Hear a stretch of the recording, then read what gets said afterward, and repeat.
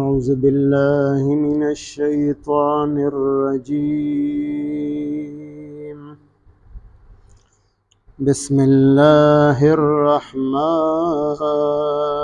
الرحيم.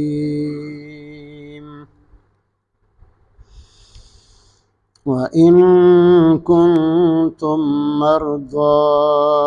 أو على سفر أو جاء أحد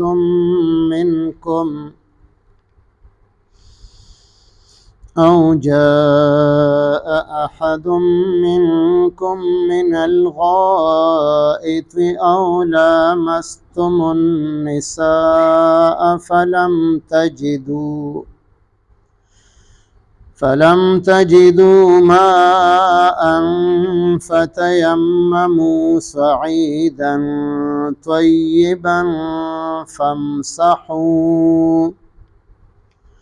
فامسحوا بوجوهكم وأيديكم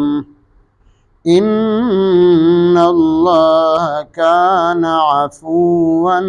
غفورا. آمنت بالله صدق الله مولانا العظيم.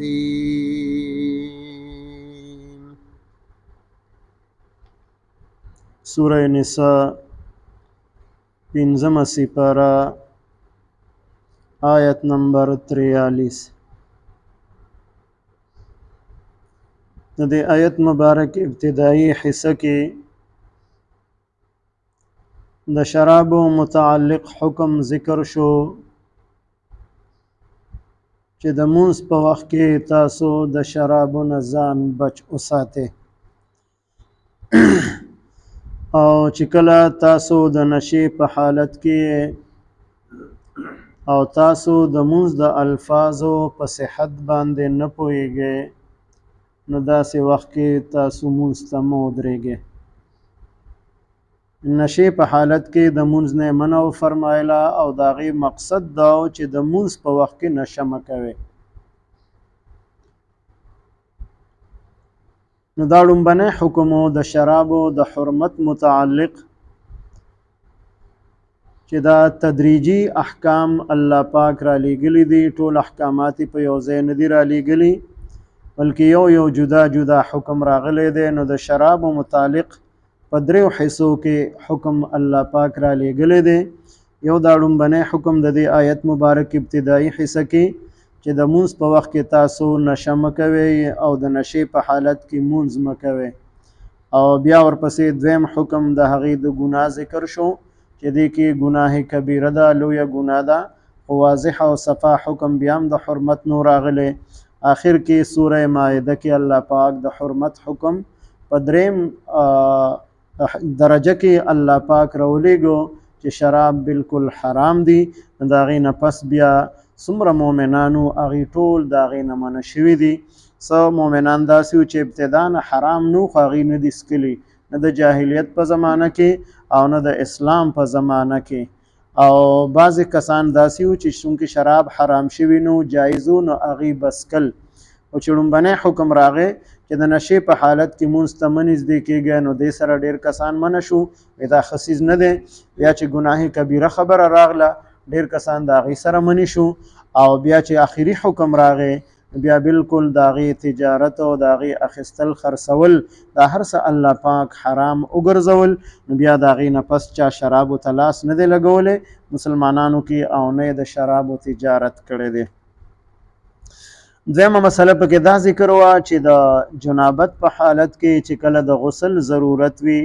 نو چې تر څو پورې تاسو غسل نه کړی نو مونځ ته مه نږدې کېږئ. او دریمه خبره پکې د حدیث مبارک په رڼا کې ذکر شوه چې کله تاسو باندې خوب غلبه کړي وي او تاسو پوهیږئ نه چې زه په مونځ کې څه ویمه نو داسې وخت کې مونځ ته مه ودرېږئ بلکې ویده شئ چې د خوب غلبه اثرات کم شي بیا راپاڅه او بیا مونځ وکړه. اوس یو څو مسائل الله پاک د دې آیت مبارک په دې دویمه حصه کې بیانوي چې هغې ته د تیمم حکم ویلی شي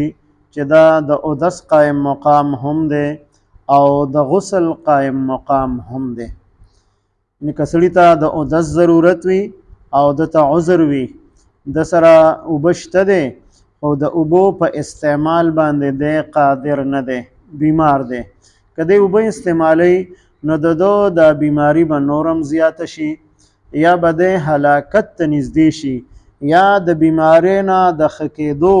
چې کومه ریشو ده نو هغه به کمه شي. نو که دی یخې اوبه ورله ښه نه دي نو ګرمې د استعمال کی، او که ګرمې ورله ښه نه دي نو بیا دته د تیمم کولو اجازت شته دی، دا شرعي عذر دی، دته دا قابل قبول دی. بعضې کس وایي زما د اوبو نه الرجي ده. یو کس تپوس وکړو د مسلې چې زه تیمم کولی شم، نو ما ورته څنګه الرجي ده؟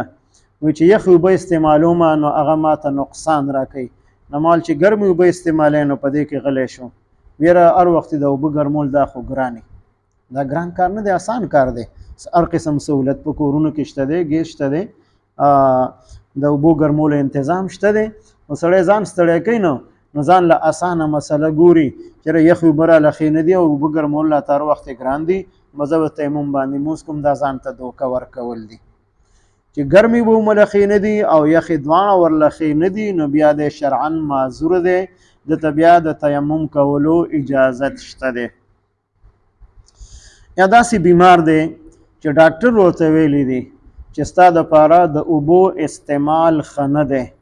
او د هغې ډاکټر او حکیم دپاره مفسرینو 3 شرطونه نقل کړي دي چې دا 3 شرطونه په هغه کې موجود دي. یو دا چې هغه ډاکټر او حکیم هغه مسلمان وي. دویم شرط د هغه دپاره دا لیکلی دی چې هغه په خپل هم دینداره وي، د مونځ او د روژې په خپل هم پابند وي. اوس که ډاکټر مسلمان نه دی یا حکیم مسلمان نه دی نو د هغه رای باندې عمل کول جایز نه دي. یا دی مسلمان او دینداره نه دی، په خپله د مونځ او دس اهتمام او پابندي نه کوي، د هغه خبر هم بیا معتبر نه ده. او دغه شان دا ډاکټر او حکیم دا مستند وي، سند یافته وي، صحیح ډاکټر وي، صحیح حکیم وي، د لارې کوسې ډاکټر نه وي. نو داسې ډاکټر چې دا 3 شرطونه پکې موجود دي، مسلمان هم دی، دینداره هم دی، مستند هم دی، نو د هغه خبره بیا دا شرعي دلیل شته دی چې هغه وایي چې اوبه مه استعمالوه، ستا بیماری به دې سره زیاته شي، ستا د جوړېدو هغه ریشو به کمه شي دې سره، یا ته به د اوبو سره هلاک شي. نو بیا په داسې صورت کې د داسې بیمار دپاره که دی د اوبو په ځای باندې چې نه ورله یخې ښې دي نه ورله ګرمې ښې دي او دی تیمم کوي، نو تیمم کول د ده دپاره دا جایز دي. او د تیمم دا حکم دا په نورو امتونو کې نو، دا دې امت ته الله پاک ورکړی دی، دا د الله پاک یو لوی نعمت دی. نو یو د بیمار دپاره د تیمم اجازت کړی دی. دویم د مسافر دپاره او علی سفرین لفظ ذکر کړی دی چې که تاسو بیمار یې نو بیماری چې کوم حکم ذکر شو نو دی په هغې باندې عمل کولی شي، تیمم کولی شي. یا په سفر باندې دی او په سفر کې اوبه نشته دی او په یو میل کې دی که هر طرف ته لاړ شي نو یو میل کې دننه اوبه نه میلاویږي، نو دته اوس اجازت شته دی چې دی د اودس په ځای باندې تیمم وکړي، یا د غسل ضرورت ورته پیښ شوی دی او اوبه نشته دی نو دی مسافر دی، دا دته شرعي عذر دی، دی د تیمم وکړي، په هغې د خپل منځونه، په هغې د خپل د دین چې څه اعمال هغه د په هغې باندې کوي. په تیمم څنګه چې اودس باندې انسان اودس وکړي، په هغې د قرآن مجید تلاوت کولی شي، قرآن مجید ته لاس لګولی شي، په هغې باندې د مونځ کولی شي، په هغې د جنازې مونځ کولی شي، سجده تلاوت پې کولی شي. نو دغه شان په دې تیمم باندې هم دا ټول اعمال هغه پې کېدی شي. دا تیمم کول د دې مسافر دپاره جایز دي. یا دی په سفر کې دی د سره اوبه شته دی او که دی په هغې باندې اودس کوي نو بیا دته د څکلو دپاره اوبه نه میلاویږي، دته بیا تکلیف وي، هسې نه د تندې په وجه باندې دته تکلیف ورسیږي، بیا هم د دپاره تیمم کول جایز دي. یا اوبو قیمتن میلاویږي او د سره پیسې نشته دی چې قیمتن دی اوبه واخلي، اوبه شته دی خو قیمتن میلاویږي نو بیا هم د دپاره تیمم جایز دی. یا پیسې د سره شته دی خو هغه اوبه په ډېر ګران قیمت باندې میلاویږي، کده په دا پیسو باندې اوبه واخلي نو د دو مخکې نور ضرورت به په دې سفر کې راځي نو هغه ضرورت به د بیا نه پوره کیږي چې د هغې نه بغیر د لپاره خلاصې به نه وي نو بیا په داسې حال کې هم د لپاره د تیمم کولو اجازت شته دی په حالت د سفر کې که د غسل ضرورت دی ورته نو تیمم کولی شي د غسل قائم مقام تیمم دی او دغه شان که د اودس ضرورت دی نو د هغې قائم مقام هم تیمم دی تیمم کولی شي کومو څیزونو باندې اودس ماتیږي نو په هغې باندې تیمم هم ماتیږي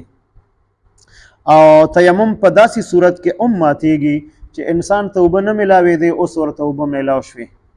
په حالت د سفر کې د تیمم کړی اوس یو داسې ځای ته ورسېدو چې هلته اوبه شته دی او دی د اوبو په استعمال قادر دی نو د تیمم مات شو دله اوس پکار دی چې دی اودس وکړي تیمم د ده اوس صحیح نه دی نو تیمم په دې باندې ماتیږي او دغه شان بیمار دی او هغه تیمم کړی دی او دی اوس د بیمارۍ نه ښه شو او دته د اودس ضرورت دی اوبو استعمالولو باندې دی قدرت لري یا د غسل ضرورت دی ورته او دی د اوبو استعمال باندې اوس قادر دی دته څه تکلیف نقصان نه میلاویږي نو د تیمم مات شو د اودس لپاره تیمم کړی دی نو دی د اودس وکړي او که د غسل لپاره کړی دی نو دی بیا غسل وکړي نو د بیماری په حالت کې یا د سفر په حالت کې او دغه شان یو لفظ بل استعمال کړی دی او جاء احد منکم من الغائط وی غائط خپل لفظي معنی د کنده جوور ځای او دلته مراد قضای حاجت کول دي ځکه د مشرانو به دا طریقه وه چې هغوی به چېرته لرې لاړل او چېرته کنده به یې وکته جوور ځای به یې وکتو چې د خلقو د نظر نه به پناه شو نو هلته به بیا اودس ماتي ته کېناستل ځکه پخوا زمانه کې دا واشرومونه وغیره دا څیزونه نه ټول خلق به بهر تلل صحرا ته به تلل لرې ځایونو ته او د خلقو د نظر نه به ځان پناه کو ځکه د غایط لفظ استعمال کړی دی چې که تاسو کې یو کس وړوکی اودس ماتی کړی دی یا لوی اودس ماتی کړی دی غایط نه دواړه مراد دي یعنی اودس مات شوی دی او دته اوس اوبه نه میلاویږي نو د دپاره تیمم جایز دی یا دی د اوبو په استعمال قادر نه دی اودس یې نشته دی او دته ضرورت دی د مونځ کولو یا بل څه ضرورت دی دته نو د اودس او د غسل قایم مقام هغه تیمم اجازت یې ورکړی دی بیا ورسره د غسل خبره ذکر کړې ده او لامستم النساء چې تاسو خپل بیبیانو ته نږدې شوي او د غسل ضرورت پیښ شوی دی او په حالت د سفر کې یا بیمار او اوبه درله ښې نه دي بیماري سوا کېږي انسان هلاکېږي یا ګرمې اوبه نشته دی او یخ اوبه هغه ورته نقصان ورکوي د ژمي موسم دی او سخته یخني ده د اوبو د ګرمولو انتظام نشته دی او که یخ اوبو باندې دی غسل کوي یا اودس کوي نو د بیماري به سوا شي یا به دی هلاک شي نو بیا په داسې صورت کې د غسل او د اودس د دواړو قایم مقام هغه تیمم کولی شي د دې ورته اجازت دی او بعضې اوقاتو کې انسان بیمار هم نه دی په سفر باندې هم نه دی او د بعضې منځونو دپاره د ده دپاره تیمم کول جایز دي د کوم منځ دپاره چې د هغې بدل کې بل منځ نه مثلا د جنازې منځ دی او دی داسې وخت کې جنازې ته ورسېدو چې بلکل جنازه تیاره ده اوس که دی اودس کوي نو دنه به جنازه شوي نو دا اوس عذر دی په کار خدای سړي مخکې نه ارادې د جنازې نو چې اودس ورته وکړي د کور نه د مسجد نه نو بیا تیمم د دپاره جایز نه دی او که داسې اتفاقا جنازې ته حاضر شو او که دی اوس اودس کوي نو دنه به جنازه وشي نو بیا خو دی ځان له جنازه نشي کولی نه دویمه جنازه کیدی شي نو په داسې صورت کې اوس نه دی بیمار دی نه دی مسافر دی نو د جنازې دپاره دی بیا تیمم کولی شي او بعضې خلق جنازګاه ته لاړ شي ښه د وخته نږدې مسجد وي د اوبو انتظام وي نږدې کورونه وي چې د هغې نه ځان اوبه راواخلي دی یاره څه به کړو کومه خو تیمم به وکړم نو دا تیمم جایز نه دی ځکه دلته وخت شته دی چې دی په هغې کې اودس کولی شي نو دغه وخت کې به دی تیمم نه کوي چې بلکل جنازه تیاره ده جنازه ترې کېږي که دی اودس کوي نو بیا د دپاره اجازت دی دغه شان د اختر منځونه دي د وړوکي اختر منځ دی د لوی اختر منځ دی اول خو پکار ده چې سړی اراده د منځ کولو نو چې دی کور نه ځان تیار کړي یا بهر دی د کور نه چې هغه ځای کې ځان له د اودس انتظام وکړي او که داسې عین موقع ته ورسېدو چې د اختر منځ هغه بلکل ادرېدو وخت دی اوس کده د اودس په غم کې ګرځي د اوبو په تلاش کې ګرځي او دی واپس راځي اودس کوي نو دنه به اختر مونځ شوی د اختر مونځ بیا ځان نه کیږي یا بل ځای داسې نشته دی چې د هغه ځای ته لاړ شي د اختر مونځ ادا کړي نو دته بیا دا عذر دی دغه وخت کې د تیمم کولی شي یعنی د جنازې د مونځ دپاره او دغه شان د دوانو اخترونو د مونځ دپاره خو په دې شرط باندې چې بالکل عین موقع کې دی ورسېدو جنازه تیاره ده د اختر مونځ تیار دی که دی اودس کوي جنازه به تې شوي که دی اودس کوي د اختر مونځ به تې شوي نو په داسې صورت کې د جنازې دپاره او د اختر د مونځ دپاره تیمم کول دا جایز دي دین علاوه بغیر د بیماری د عذر نه او بغیر د سفر د عذر نه چې بیمار دی هغه ته عذر دی د بیماری په وجه مسافر دی په سفر کې اوبه نه میلاویږي ورته نو هغې تیمم کولی شي د اودس دپاره هم کولی شي د غسل دپاره هم کولی شي ما د تیمم طریقې په دې آیت مبارک کې ذکر کړې ده چې تاسو تیمم وکړئ خو په پاکه ځمکه باندې په پاکه خاوره باندې یا دیوال دی یا بل څه څیز دی خو په هغې باندې ګرد او غبار شته دی ضروري نه ده چې ښکاره ځمکه دې وي بل څه څیز هم پکې کیدی شي چې په هغې باندې ګرد او غبار آثار وي اثر پې موجود وي نو په هغې باندې دی تیمم کولی شي او د تیمم دپاره دلته دوه خبرې ذکر کړي دي یو دا چې یو ځل به لاس په ځمکه باندې کیدي یا په داسې څیز باندې چې په هغې باندې ګرد او غبار موجود وي خوره پې موجود وي نو په هغې باندې به دواړه لاسونه کیدي چې دواړه لاسونه یې داسې کیښودل نو که ډېره خاوره ورپسې نښتي نو داسې دی وڅنډي نو دې ته ضرب ویلی شي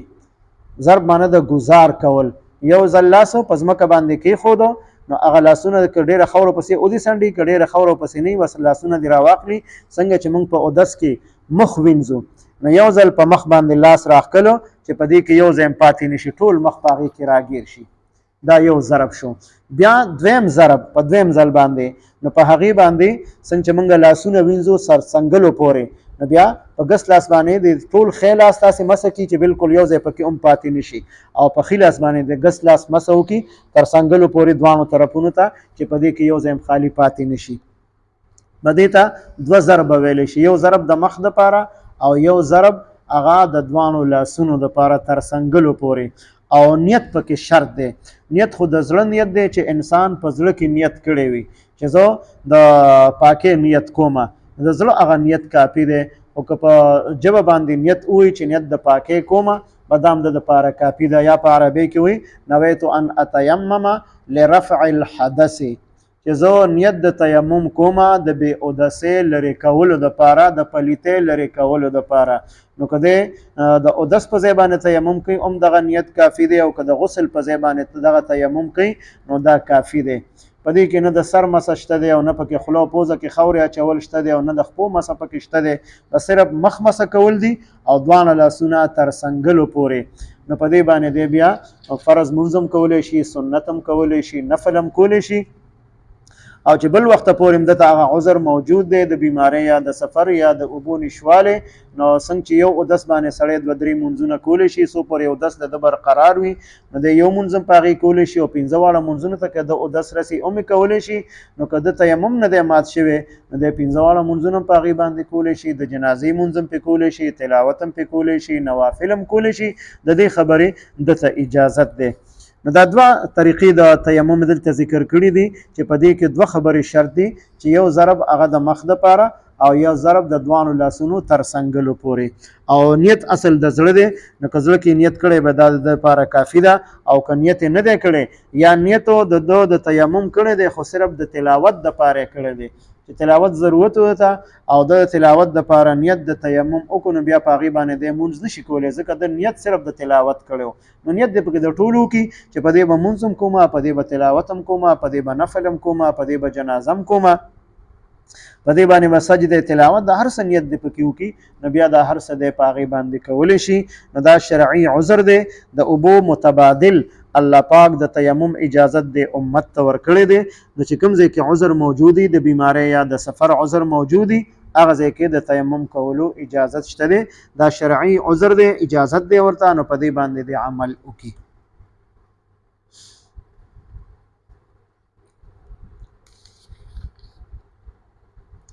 وَإِن كُنتُم مَرْضَىٰ او کچری تاسو یې بیماران مرضا د مریض جمع ده تاسو بیماران یې او بیماری داسې ده چې نه یخ اوبه استعمالولی شي نه ګرمې اوبه استعمالولی شي. که دی یخ اوبه استعمالوي یا ګرمې اوبه استعمالوي د د بیماري به سوا کېږي، دی به هلاکېږي یا د بیمارۍ نه د جوړېدو هغه ریشو به کمیږي. نو دا بیا دته عذر دی. نو که د اودس ضرورت دی او که د غسل ضرورت دی د تیمم کولی شي. او علی سفرن یا تاسو په سفر باندې او په سفر کې اوبه نه میلاویږي نو دام عذر دی. یو میل کې دنه اوبه نشته دی نو د میل نه سوا د دپاره تلاش کول ضروري نه دی چې د میل نه بهر لاړ شي اوبه تلاش کړي.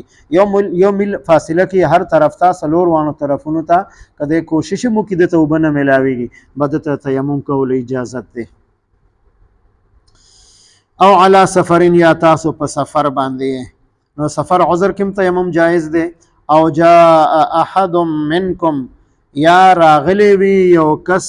منکم ستاسونه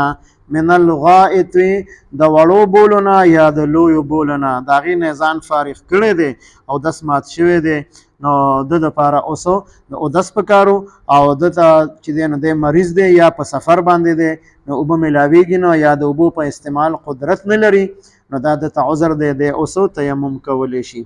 او لامستم النساء یا تاسو لاس لګولی وي خپلو بیبیانو ته. لاس لګولو نه مراد هم بستری کول دی چې تاسو خپلو بیبیانو سره یو ځای شوي او د غسل ضرورت پیښ شوی دی. فلم تجدو ماء بیا تاسو ونه موندلې اوبه په سفر کې اوبه نه میلاوېدې یا اوبه بیمار ته میلاوېدې خو دی د هغې په استعمال قدرت نه لرو نو دا هم د دې حکم کې دی فلم تجدو ماء یعنې د بیمار او د مسافر د دواړو دپاره یو حکم شو. او د تیمم اجازت کوي فتیممو نو تاسو تیمم وکړئ او تیمم معنی دا قصد کول اراده کول. نو نیت دی وکړي چې اصل نیت هغه د زړه دی او تیمم دی وکړي صعیدن طیبا صعیدن په داسې خوره باندې طیبا چې هغه پاکه وي څه پلیتي پې ظاهر کې پرته نه وي د پلیتۍ څه اثر پکې موجود نه. نو دې نه دا معلومه شوله چې په پلیته ځمکه باندې یا یو پلیت څیز په هغې باندې پروت دی نو په هغې باندې تیمم کول جایز نه دي. نو څنګه چې د اودس دپاره یا د غسل دپاره پاکې اوبه پکار دي پاکې اوبه شرط دی په پلیتو اوبه باندې اودس یا غسل نه کیږي نو دغه شان په پلیته ځمکه باندې او داسې خوره چې په هغې کې د پلیتۍ اثرات وي رنګ پکې وي یا بوی پکې وي نو په هغې باندې تیمم کول جایز نه دي. نو چې کله تیمم اجازت ورکو نو په پاکه خوره باندې نو بیا طریقه د تیمم ښیي چې دې کې به تاسو څه کوئ فامسحو بوجوهکم نو تاسو مسح وکړئ د خپلو مخونو یعنی یو ضرب هم وکړو نو هغه دواړه لاسونه راواخلئ او په مخ باندې راکاږئ څنګه چې د مخ حدود دي چې هغه لمدول په اودس کې په اوبو باندې فرض دي چې هغه د تندي د ویښتو نه واخلي د ځنې لاندې حصې پورې او د یو غوږ نه واخلي تر بل غوږه پورې دا منځنۍ څومره حصه دا ټول د مخ حدود دي ته ویلی شي چې اودس کې د دې لمدول فرض دي. دغه شان په تیمم کې د دې ټول مخ مسح کول دا فرض دي. دویم حکم و ایدیکم او دواړه لاسونه خپل څنګه چې په اودس کې لاسونه وینځل تر څنګلو پورې فرض دي. اودس کې څلور فرض دي مخ وینځل دي او بیا لاسونه وینځل تر څنګلو پورې دام فرض دي او بیا د سر د څلورمې حصې مسح فرض ده او بیا ورپسې څلورم فرض هغه دواړه خپې سره د ګیټو وینځل دي. په تیمم کې صرف دا دوه خبرې دي چې یو نیت کول دي او دوه ضرب دي یو د مخ دپاره یو د دواړو لاسونو دپاره تر څنګلو پورې. نو چې څنګه دواړه لاسونه تر څنګلو پورې په اودس کې لمدول فرض دي دغه شان په تیمم کې د دې دواړو لاسونو پوره لاسونو مسح کول دام فرض دي. نو یې مخ مسح وکړئ او د دواړو لاسونو مسح وکړئ به دا تیمم د ده دپاره کافي دی. ان الله بشک الله پاک کان عفوا دی معافي کوونکې غفورا او ډیر بخونکې دی چې د اودس ضرورت او د غسل ضرورت او الله پاک د هغې انسان ته معافي وکړله چې خیر دی اودس مکوه غسل مکوه چې تا سره اوبه نشته دی یا د اوبو استعمال تا دپاره ښه نه دی نو د هغې قایم مقام هغه تیمم حکم الله پاک راولېږه. وان کنتم مرضا که چېرې تاسو بیماران یې او علی سفرین یا په حالت د سفر کې او جاء احد منکم یا راغلی وي یو کس تاسو نه من الغائط د قضاء حاجتنا او لامستم النساء یا تاسو هم بستری کړی وي د خپلو بیبیانو سره فلم تجدوا ماء بیا تاسو بیا نه موندلې اوبه درته میلو نشوې یا د اوبو په استعمال بیمار قادر نه دی نقصان ورکوي فتیممو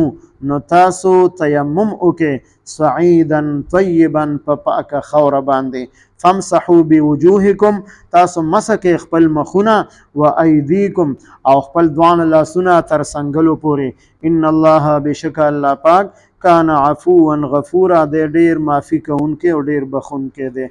اللهم صل على سيدنا محمد وعلى آل سيدنا ومولانا محمد مبارك وسلم رب اجعلني مقيم الصلاة ومن ذريتي ربنا وتقبل دعاء ربنا اغفر لي ولوالدي وللمؤمنين يوم يقوم الحساب ربنا اغفر لنا ولإخواننا الذين سبقونا بالإيمان ولا تجعل في قلوبنا غلا للذين آمنوا ربنا إنك رؤوف رحيم ربنا هب لنا من أزواجنا وذرياتنا قرة أعين واجعلنا للمتقين إماما وصلى الله تعالى على خير خلقه محمد وعلى آله وأصحابه أجمعين آمين برحمته